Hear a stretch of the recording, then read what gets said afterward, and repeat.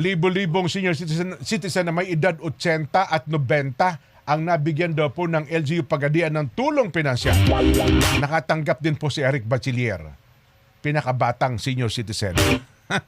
Eric, buenas aga!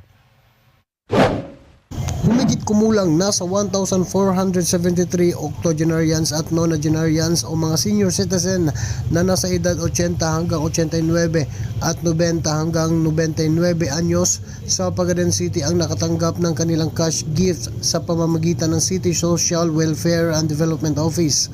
Ang programang ito ay hindi lamang tungkol sa pamamahagi ng ayuda, ito ay tungkol sa pagbibigay halaga, pagkilala at pasasalamat sa mga nakakatanda na gumugol ng 80 hanggang 90 taon ng kanilang buhay sa pagtataguyod ng kanilang pamilya, komunidad at sa paghubog sa Pagaden City na patuloy ang pag-unlad. Ang pondo ginamit para sa programa ay mula sa mga mamamayan ng Pagadian. Kaya naman sinisikap ding matiyak na ang bawat pisong ginagamit ay may malinaw na layunin at muling na ibabalik sa mga mamamayan sa pamamagitan ng mga serbisyong kanilang nararamdaman at napapakinabangan. Ayon pa ni Mayor Samico na ang mga senior citizen ay maraming ambag sa Pagadian kung saan ito ang tanging paraan upang masuklian ang mga sakripisyo at kontribusyon.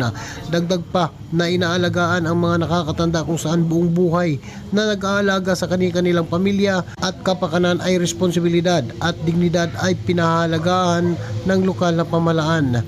Eric Bachiller para sa 100%.